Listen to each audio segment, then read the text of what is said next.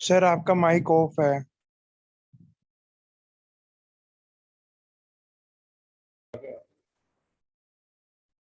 तो मैं रिपीट कर देता हूँ, मैंने अभी तक क्या बताया। हम लोग डिस्कस कर रहे हैं मूविंग कॉइल गैल्वेनोमीटर। गैल्वेनोमीटर क्या होगा? एक ऐसा device which is used to measure electric current, which is used to measure electric current, उसको गैल्वेनोमीटर बोलते हैं। अब ये कैसे काम करेगा? यहाँ पर ये लिखा हुआ है गैल्वेनोमीटर है क्या, वो मैंने बता दिया। It is an electromechanical instrument which is used for the detection of current। वो हो गया, आपने पहले लिख लिया। It is a device। कोई बात नहीं, मैं बोल रहा हूँ, मैं भी बोल रहा हूँ, मैं बोल रहा हूँ, मैं सुन रहा है। It is a device which is used to measure electric current। ये हम लिख चुके हैं ऑलरेडी, इसलिए नहीं दिख रहा है। क्या गैल्वेनोमीटर हैवी करंट को मेजर करेगा? लिखो नो। लिखते जाओ, अपने छोटे छोटे क्वेश्चन बनाते जाओ। Does galvanometer measure heavy current? Answer is no. नहीं दिख रहा नो तो मैं लिख देता हूँ, ये रहा। हाँ, उसी पे आ रहे हैं। अभी कबीर ने एक बहुत इंटरेस्टिंग सा क्वेश्चन पूछा, सोच के। अमीटर और गैल्वेनोमीटर में क्या फर्क है? बिल्कुल फर्क है बेटा। सिमिलैरिटी तो ये है कि दोनों करंट मेजर करते हैं। गैल्वेनोमीटर स्मॉल करंट मेजर करता है, अमीटर हैवी करंट मेजर करता है, यही फर्क। क्वेश्चन क्या था? Does galvanometer measure heavy current? No. तो which instrument measure heavy current? Ammeter. Ammeter जो करंट मेजर करेगा वो एम्पियर्स में होगा, और गैल्वेनोमीटर जो करंट मेजर करेगा वो मिली एम्पियर में या माइक्रो एम्पियर में होगा। तो ये स्मॉल करंट मेजरिंग डिवाइस है। It is a small current measuring device. It is a small small नहीं, इसकी बात कर रहे हैं अभी। गैल्वेनोमीटर नहीं कर सकते, उसका रीजन हम पढ़ेंगे आगे। Small current measuring device.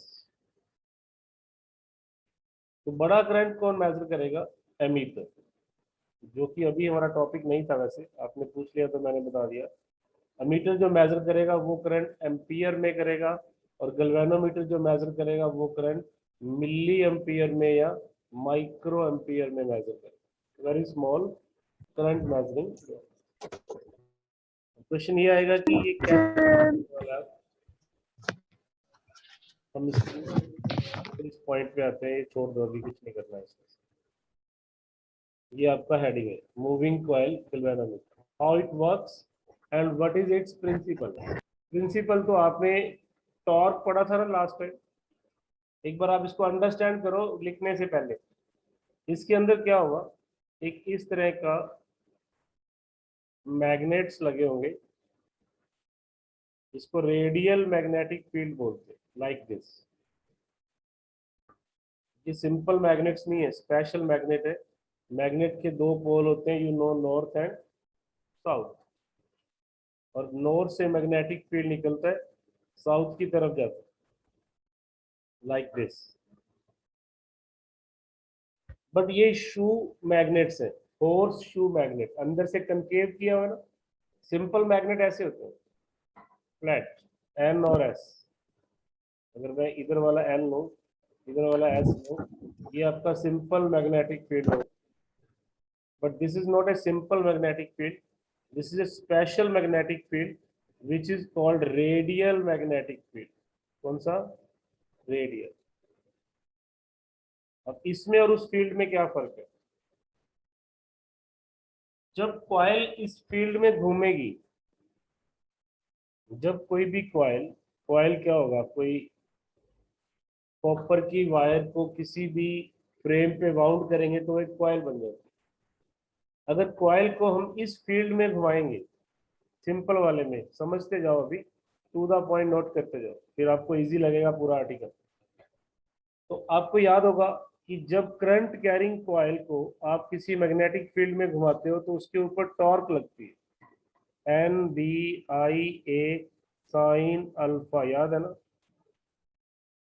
Last article था N B I A sine alpha.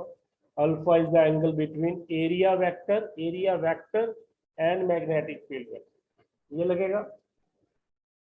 और अगर अल्फा 90 हो तो मैक्सिमम टॉर्क लगती है, वो किसके इक्वल होती है, N B I A. What is N, number of turns, ये बहुत सारी टर्न्स होंगी, एक नहीं होगी, 100 प्लस भी हो सकती हैं। तो number of turns. What is B, magnetic field, this one. What is I, जो करंट आपको मेजर करना है, that is your current I. What is area, area of the coil. ऐसे आपको मैक्सिमम टॉर्क मिलती है सिंपल फील्ड में, लेकिन वो किसी एक एंगल पे मिलती है, that angle is 90 degree. Radial magnetic field एक ऐसा मैग्नेटिक फील्ड है जो हर वक्त ही एंगल 90 देगा। जिमी सर, यस सर वो आपकी आवाज प्रॉपरली नहीं आ रही है आज। बेटा, आवाज तो मेरी जितनी है उतनी मिल रही है। सही आ रही है सर। चलो देख लेता सही हूँ, आ रही है सर। आया ग्रुप में मैसेज के, डोंट वरी, क्लास कंटिन्यू रहेगी, मैसेज आए चाहे ना आए, रिकॉर्डिंग में आ जाएगा सब कुछ। एक बार मैं चेक करता हूँ बेटा, इधर से आवाज कम तो नहीं की हुई? नहीं सर, सही है आवाज। कम की हुई सर सही आ रही है। बेटा, कम भी है, मैं थोड़ा इसको तेज कर देता हूँ।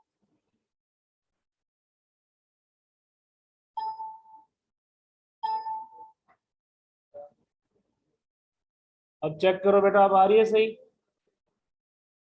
गौरव, यस सर। अब सही आ रही है ना? चलो कंसेप्ट पे आते हैं दोबारा से। अगर आप simple magnetic field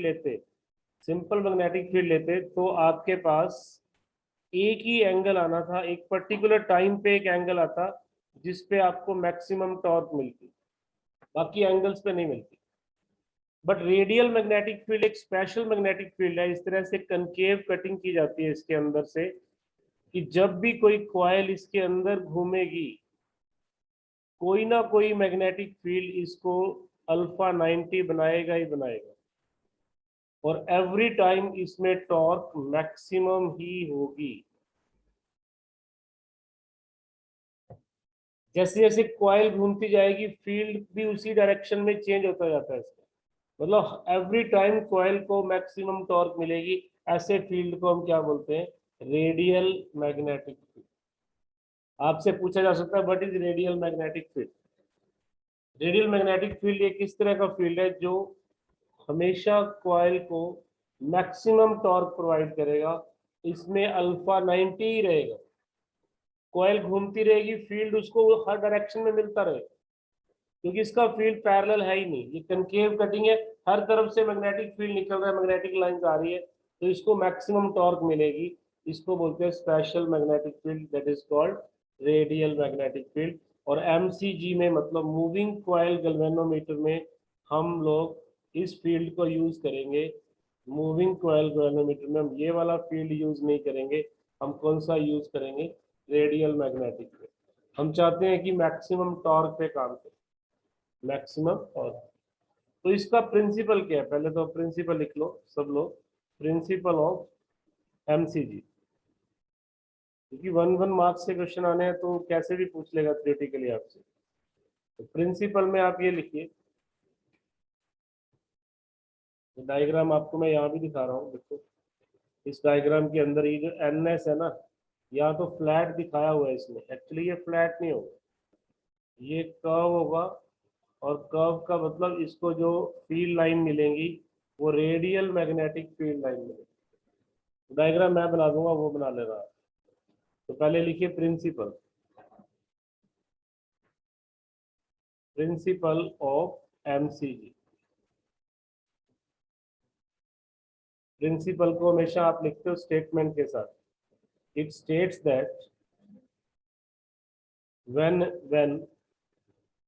a current carrying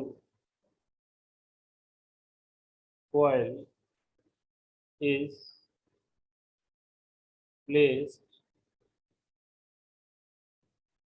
in magnetic field, then it experience torque, then it experience torque. जब किसी करंट कैरिंग कॉइल को किसी यूनिफॉर्म मैग्नेटिक फील्ड में रख दो, यूनिफॉर्म मैग्नेटिक फील्ड, इसका पूरा नेम लिखना है आपने, uniform magnetic field, then it experiences torque. इसके ऊपर क्या लगने वाला है बेटा? Torque. Then it experiences torque. काफी बच्चे कम है आजकल। Anyways, so what is principle? Whenever current carrying coil is placed in a uniform magnetic field, it experience torque. Now, construction क्या है इसकी?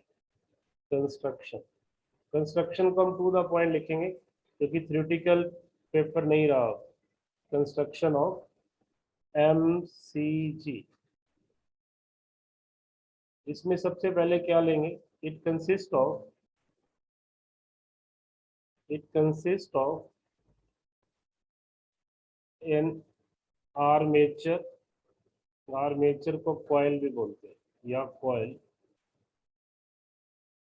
मेड ऑफ मेटल, कॉपर ले लो, made of copper, wound on, इसके ऊपर बांधा गया non magnetic core.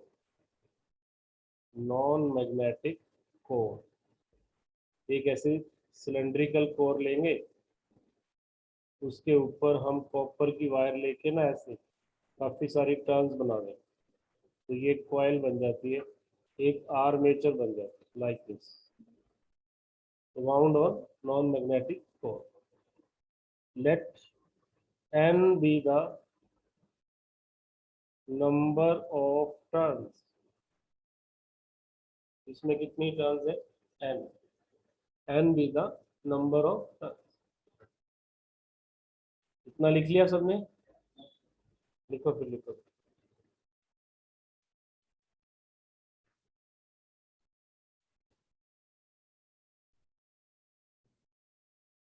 Number of turns, ये जो टर्न्स है, n be the number of turns, हो गया होगा शायद।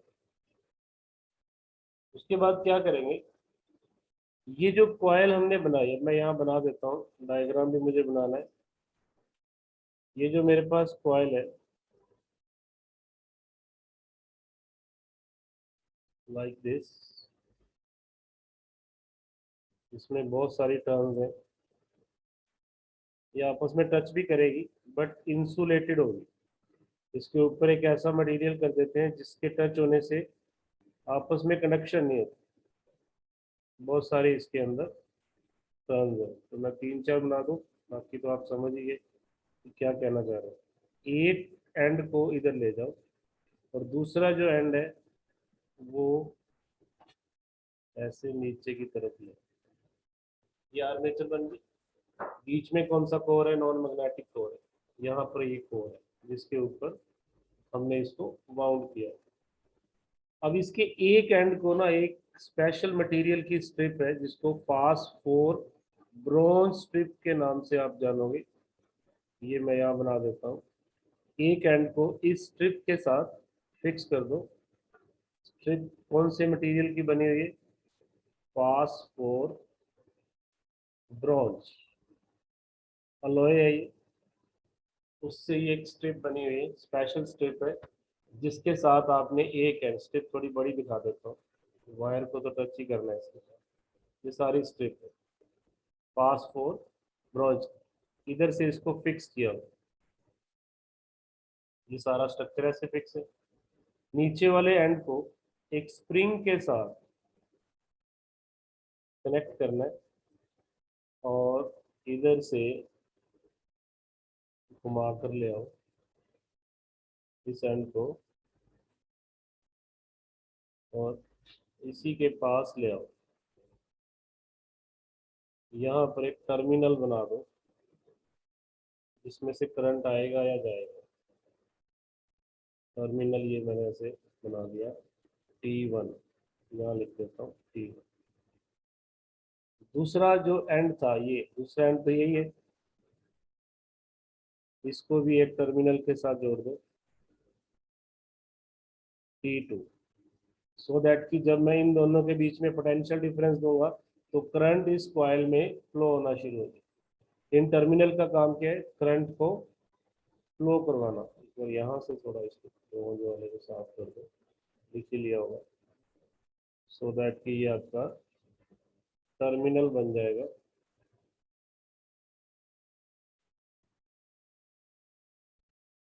T1। डायग्राम बनाते हैं ना साथ साथ, कंस्ट्रक्शन बोल ही रहा हूँ मैं, बहुत ज़्यादा लिखने की जरूरत नहीं रही है कंस्ट्रक्शन। ये T1 हो। अब इस पूरी कॉइल को आपने कौन से मैग्नेटिक फील्ड में रखना है? Radial magnetic field. इस पूरी कॉइल को हमने रेडियल मैग्नेटिक फील्ड में रखा। क्यों रखा ये भी हम डिस्कस करेंगे।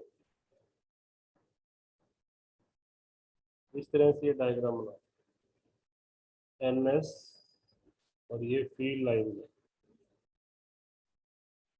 Radial magnetic field line. तो कंस्ट्रक्शन में हमने इतना लिखा, कॉइल बनाई which is placed, coil is placed, which is placed inside radial magnetic field as shown. One end of coil is connected to phosphor bronze strip. One end of the coil is connected to phosphor bronze strip and other end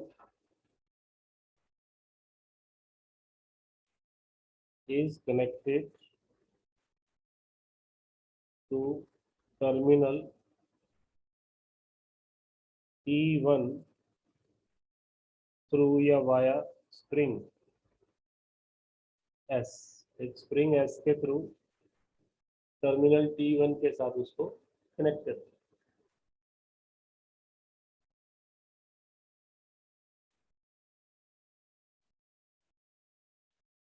हैं। as shown in diagram, ये सारा कुछ हो गया।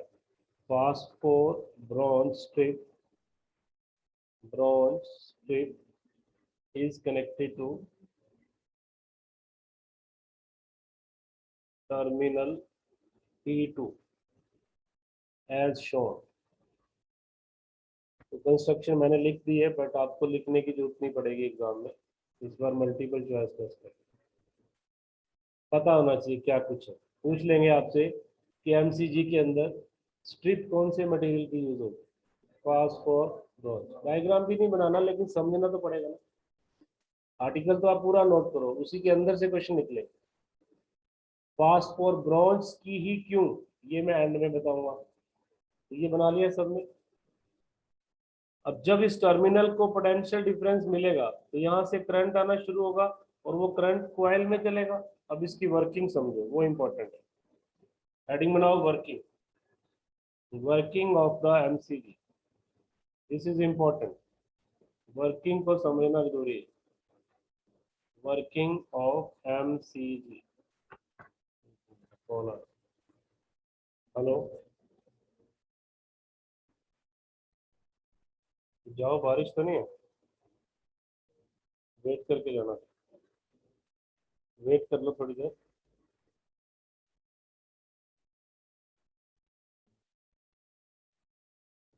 ठीक, देख लो जैसे।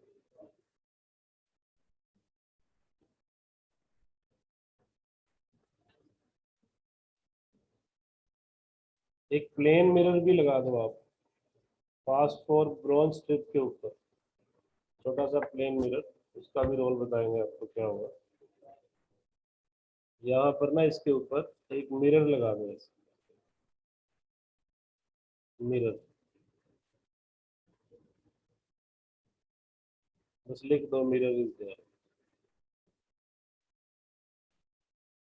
Plane mirror. Now how it working. कुछ चीजें लेट कर लेते हैं इसमें। Let n be the number of turns, b be the strength of magnetic field, radial magnetic field, I be the current flowing जिसको मेजर करना, करंट इन द कॉइल, यही आपको मेजर करना है ना इंस्ट्रूमेंट से। और क्या है, A be the area of each turn, coil की हर टर्न का एरिया मैंने ए ले लिया। ये सब कुछ हमने लेट कर लिया। तो अभी जो हमने पढ़ा हुआ है कि जैसे ही करंट पास होगा इसके ऊपर टॉर्क लगेगी। देखो when current I is allowed to flow, then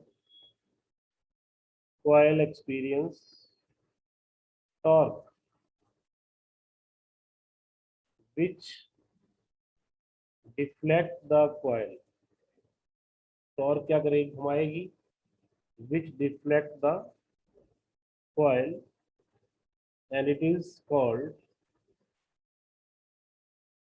deflecting torque. now इसको क्या नाम दे दिया, डिफ्लेक्टिंग टॉर्क। और डिफ्लेक्टिंग टॉर्क की इक्वेशन क्या बनेगी, एन बी आई ए। ये आप जानते हो, इसको बताने की जरूरत नहीं कहाँ से।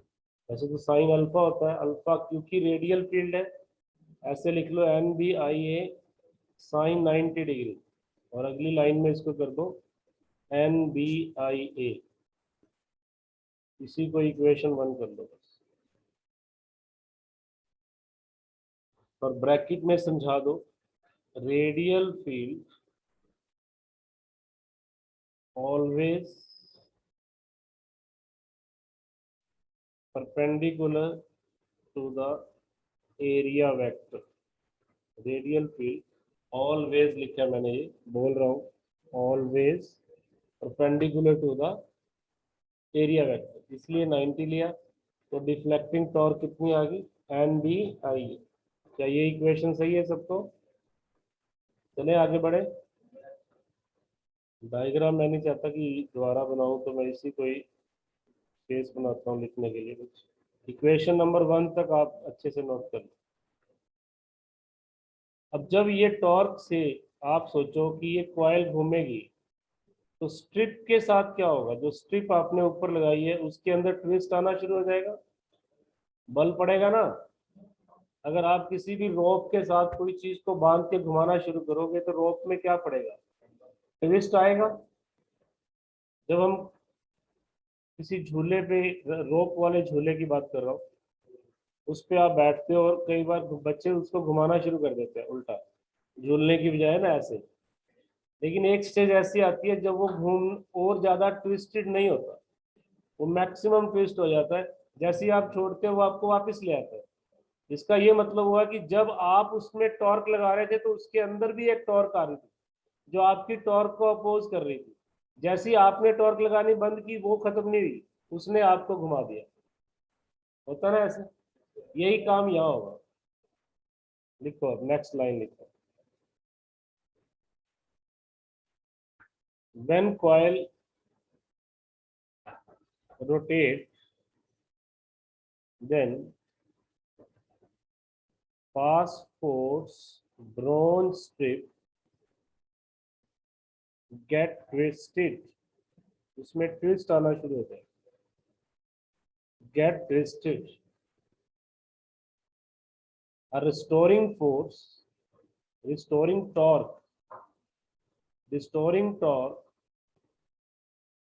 comes into play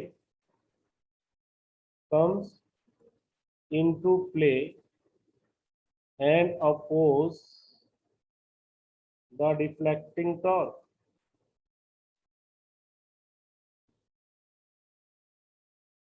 वो डिफ्लेक्टिंग टॉर्क को अपोज करना शुरू कर देगा।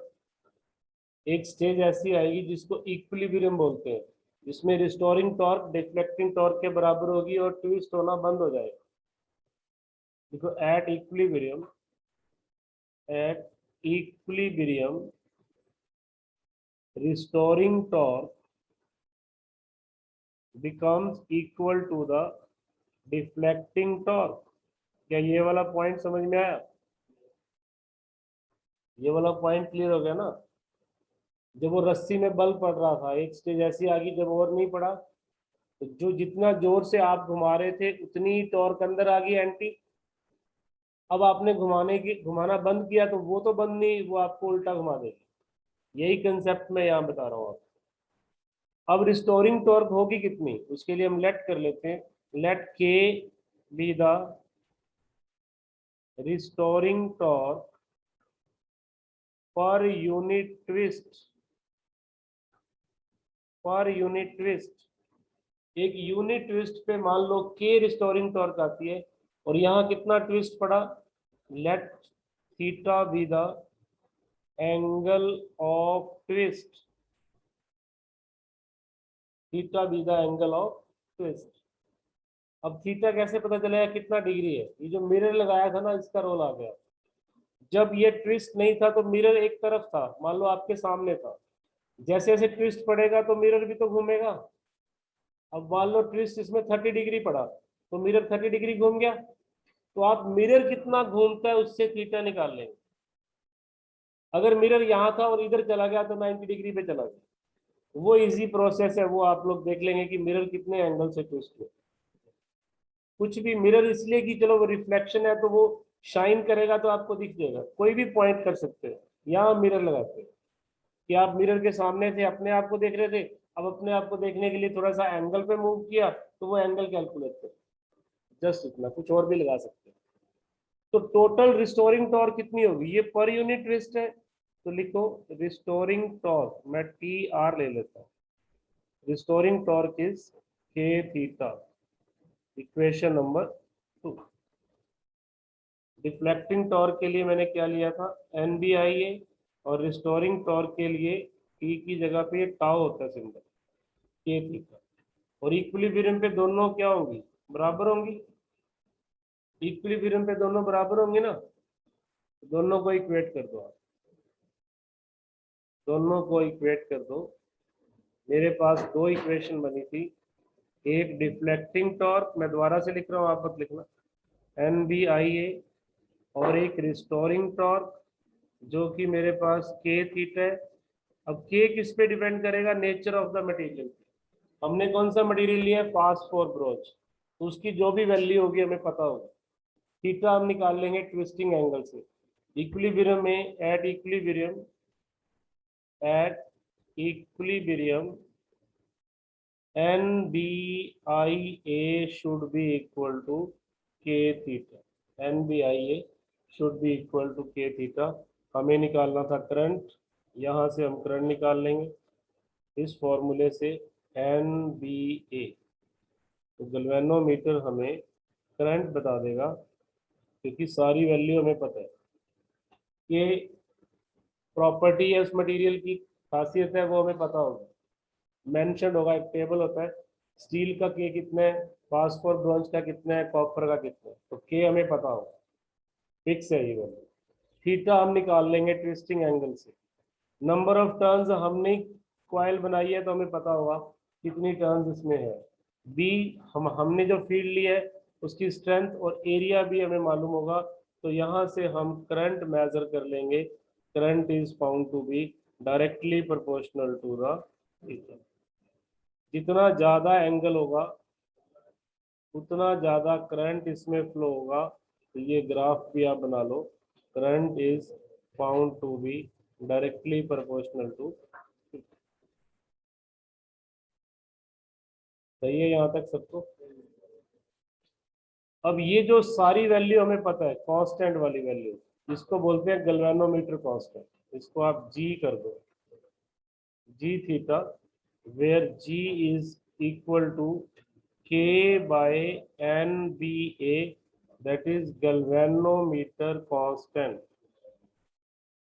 Galvanometer constant. तो फॉर्मूला देखो एमसीक्यूज के लिए तो आपको सिर्फ यही यूज होगा, K theta by N B A. इस तरह से आप MCG से मूविंग कॉइल गैल्वेनोमीटर से करंट मेजर करें। इसकी बेटा वो तो इन पे डिपेंड कर रहा है ना, K की क्या होगी और N की क्या होगी, B की क्या होगी और A की क्या होगी, वहां से निकलेगी। G की वैल्यू स्टैटिक थोड़ी है, G की वैल्यू तो 4 चीजों पे डिपेंड कर रही है, वो आपको पता होगी तो आप निकाल लेंगे। कर लोगे। अब यहाँ ना एक बड़ा इंपॉर्टेंट क्वेश्चन बनता है कि हमने रेडियल फील्ड क्यों लिया, why not simple field. Value तो B की आ रही है ना, B तो हमें सिंपल फील्ड से भी मिल रहा है, तो why we took radial field, why radial field.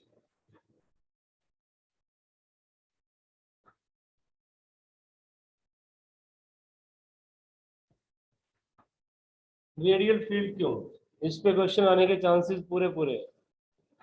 सुनिएगा, चलो हम इसका आंसर ऐसे लिखते हैं कि अगर सिंपल फील्ड होता तो क्या प्रॉब्लम आती। अभी जो मैंने कंसेप्ट बताया इसमें मेरा करंट किस पे डिपेंड किया है, थीटा पे। थीटा डबल होगा तो करंट डबल होगा। गैल्वेनोमीटर एक इंस्ट्रूमेंट होता है, आपने कभी देखा होगा लैब में, उसके ऊपर एक स्केल बनी होती है जो आपको वैल्यू बताती है, लाइक दिस। इधर एक पॉइंटर होता है जो आपको वैल्यू बताता है और यहाँ वैल्यूज लिखी होती है, 0 1, सेम गैप में 2 3, सेम गैप में लिखा होता है, क्योंकि हमें पता है कि करंट डबल तभी होगा जब एंगल डबल होगा। करंट एंगल के डायरेक्टली, बेटा नहीं बोलोगे, करंट एंगल के डायरेक्टली प्रोपोर्शनल है। तो ये जो सेम गैप में स्केल बनती है इसको लीनियर स्केल बोलते हैं। इसको क्या बोलते हैं, लीनियर स्केल। कि अगर ये पॉइंटर तो आपको एंगल ऑफ ट्विस्ट बता रहा है, जब पॉइंटर यहाँ आएगा तो एंगल ऑफ ट्विस्ट डबल हो गया, तो करंट भी 0 से 1 की जगह 2 चला गया। जब ये यहाँ जाएगा तो एंगल ऑफ ट्विस्ट उससे भी बढ़ गया, तो करंट भी बढ़ गया। ये इस स्केल को बनाना पॉसिबल था क्योंकि current directly proportional to theta था।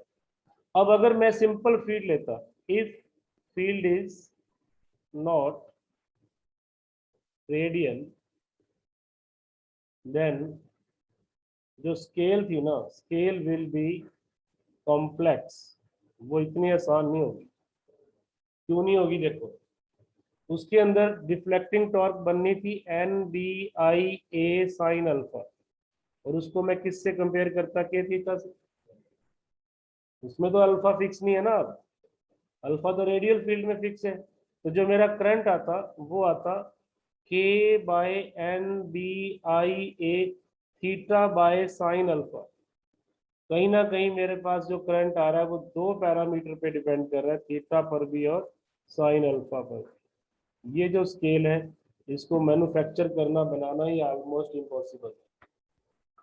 अल्फा ने तो बदलना ही है हर इंस्टेंट पे, और उसके बाद उसकी साइन की वैल्यू ने बदलना है, फिर थीटा के साथ डिवीजन ने बदलना है। हर बार पैरामीटर चेंज होता जाएगा। ये जो आप गैप बना रहे हो ना लीनियर स्केल का, ये गैप लीनियर स्केल का बनेगा ही नहीं। यहाँ से ये बनेगा, फिर बड़ा बनेगा, कभी छोटा बनेगा, कभी बड़ा बनेगा, कभी छोटा बनेगा। उसको बनाना ही ऑलमोस्ट इम्पॉसिबल है। तो to make the scale linear we use radial magnetic field. Why we use radial magnetic field? To make the scale linear, measuring scale linear. Because in radial magnetic field, I is found to be directly proportional to only angle of twist. But in complex scale, I is found to be directly proportional to the angle of twist ratio of sin alpha. दो parameter पे dependency होगी जिसको calculate करना is almost impossible. Scale banana is almost impossible, so we prefer linear scale. That is why we use radial magnetic. That is why we use radial magnetic. अब दूसरा question पड़ा हुआ है कि why we use fast for bronze strip. Why we use fast, और कोई हमने क्यों नहीं यूज किया। तो सेकंड क्वेश्चन भी बना ही लेते हैं। सेकंड क्वेश्चन बनाने से पहले आप लिखो व्हाट इज करंट सेंसिटिविटी। बेटा नहीं, बोलो नहीं, मैं पूरे 4 बजे ही फ्री करूंगा, आप माइंड में बना के बैठो। 5 मिनट लेट ही छोड़ूंगा आज, इसी तसल्ली से काम करते हैं। ये मत सोचो अब आर्टिकल खत्म हुआ तो अब खत्म हो जाएगा लेक्चर, अगला नहीं इसी का ही। करंट सेंसिटिविटी क्या, आर्टिकल तो एक ही करवाना है। हर इंस्ट्रूमेंट की एक सेंसिटिविटी है। सेंसिटिविटी वर्ड का मतलब क्या है? उन कंडीशन में भी काम करना जो फेवर में ना हो। कई बार आप कहते हैं मेरा कैमरा तो बहुत सेंसिटिव है, कि बहुत ज्यादा डार्कनेस में भी वो कैप्चर कर लेता है, उसकी सेंसिटिविटी है। हम कहते हैं ये इंस्ट्रूमेंट बहुत सेंसिटिव है क्योंकि ये बहुत छोटे करंट को भी मेजर कर जाएगा। तो सेंसिटिविटी का मतलब ये होता है कि कम से कम वैल्यू को भी मेजर करना। अगर 1 एम्पियर पे 10 डिग्री डिफ्लेक्शन आ रही है और किसी और इंस्ट्रूमेंट में 1 माइक्रो एम्पियर पे 10 डिग्री आ रही है, तो वो ज्यादा सेंसिटिव है क्योंकि उसने 1 माइक्रो एम्पियर को भी मेजर कर लिया। जो इंस्ट्रूमेंट कम से कम करंट को मेजर करेगा वो ज्यादा सेंसिटिव होगा। तो करंट सेंसिटिविटी बेसिकली होता है, it is the ratio of angle of twist per unit current, जिसको बोलते हैं current sensitivity, theta by I. Current sensitivity की डेफिनेशन या न्यूमेरिकल आएगा तो आपने थीटा बाय आई करना है। इट इज द रेशियो या it is the angle of twist per unit current. Current sensitivity में be defined as angle of twist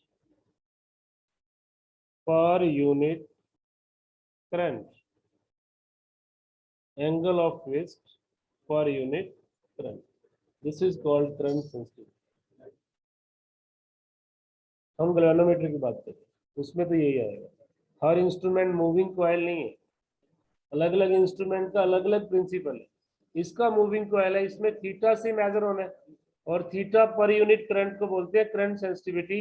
और अभी मैंने बताया आपको कि करंट जी थीटा के बराबर होता है। अभी पीछे आपने लिखा है करंट जी थीटा। तो current sensitivity is reciprocal of galvanometer constant. Current sensitivity is reciprocal of galvanometer constant. और गैल्वेनोमीटर कांस्टेंट की वैल्यू बताना क्या थी? एन बी ए के ना, या के बाय एन बी ए? के बाय एन बी ए। तो ये क्या बन जाएगा? एन बी ए के, एन बी ए के। अब आप चाहते हो कि करंट सेंसिटिविटी ज्यादा हो, उसके लिए 4 फैक्टर पे डिपेंडेंसी होगी। करंट सेंसिटिविटी को इंप्रूव करने के लिए आप क्या काम कर सकते हो? आप 4 काम कर सकते हो। एक, आप ज्यादा नंबर ऑफ टर्न्स ले लें। अब कॉइल में 100 है, उसको 200 कर दें, सेंसिटिविटी बढ़ जाएगी। दूसरा, आप जो फील्ड ले रहे हो वो और ज्यादा स्ट्रॉन्ग ले लो। तीसरा, जो आप एरिया ले रहे हो वो भी आप और ज्यादा स्ट्रॉन्ग ले लो, और ज्यादा बड़ा ले लो। चौथा, आप के कम से कम वाला ले लो। और ये फास्फोर ब्रोंज ही एक ऐसा मटेरियल जिसका के सबसे कम है, इसीलिए हमने फास्फोर ब्रोंज को यूज किया। अगला क्वेश्चन का answer, why we use phosphor bronze? आपका आंसर आएगा to improve the current sensitivity value of K should be small and among all possible material phosphor bronze has less value of K among all materials. That is why we use phosphor bronze strip, so that we can get the more current sensitivity, more current sensitivity. Hello, ठीक है, कर लोगे यहाँ तक? Last for the day, what is voltage sensitivity? फिर ये article complete हो जाएगा। लिखो वोल्टेज सेंसिटिविटी, थोड़े 8 मिनट। वोल्टेज सेंसिटिविटी, बस अब फॉर्मूले नोट कर लो। जैसे वो current sensitivity theta by current था, ये थीटा बाय पोटेंशियल डिफरेंस हो गया। और अगर मैं कॉइल का रेजिस्टेंस आर ले लेता हूं तो ये आई आर भी हो गया, where R is the resistance of coil. और थीटा बाय आर क्या होगा? Current sensitivity. तो इनका रिलेशन भी याद रखना, voltage sensitivity is equal to current sensitivity by R. और पिछले 2-3 सालों में, लास्ट ईयर तो पेपर ही नहीं हुए, उससे पहले इसके ऊपर एक न्यूमेरिकल जरूर आता है कि अगर करंट सेंसिटिविटी 10% बढ़ जाए तो वोल्टेज सेंसिटिविटी भी 10% बढ़ेगी, डायरेक्टली प्रोपोर्शनल है। तो इनका रिलेशन, या आर, अगर आर भी चेंज हो, मान लो मैं कहता हूं कि आर 10% इंक्रीज कर गया, तो आर के अंदर उसका 10% ऐड कर देंगे। और करंट सेंसिटिविटी 20% डिक्रीज करेगी, लेट ऐसा कोई क्वेश्चन है, 20% डिक्रीज करेगी, तो what is the change in voltage sensitivity, तो क्या हम नहीं निकाल सकते? हम यहाँ क्या करेंगे, नई वोल्टेज सेंसिटिविटी पहले ले लेंगे, नई करंट सेंसिटिविटी और नए रेजिस्टेंस। अब नया करंट सेंसिटिविटी कितना है, आई एस 20% है ना, 20/100 करेंगे तो 1/5 होगा, ये 4/5 आई एस हो गया सॉल्व करके, और ये 10% बड़ा है तो 1/10 हो गया, ये 11/10 आर हो गया, यहाँ पुट कर दो, ये तो बना 4/5 आई एस, ये बना 11/10 आर, तो ये 10 को मैं ऊपर ले जाता हूँ, इस 5 से कट कर देता हूँ, तो कहीं ना कहीं मेरे पास 8/11 आई एस बाई आर आ गया, जो कि पुरानी वोल्टेज सेंसिटिविटी थी। तो नई वोल्टेज सेंसिटिविटी, पुरानी वोल्टेज सेंसिटिविटी का 8/11 आ गया, तो डिक्रीज हुआ, ये कितना डिक्रीज हुआ, तो इसको V में से V डैश को माइनस कर दो, कितना परसेंटेज डिक्रीज हुआ वो निकालो, वो न्यूमेरिकल जब आप ट्राई करोगे वो हो जाएगा। तो आज का टॉपिक जो आपने करना है बुक से रीड, वो है मूविंग कॉइल गैल्वेनोमीटर। इसके बैठ जाए एक बार, इसके बाद वाली एक्सरसाइज भी करनी, कल डाउट्स करेंगे हम लोग, मूविंग कॉइल गैल्वेनोमीटर की एक्सरसाइज के डाउट करेंगे, जा सकते हैं।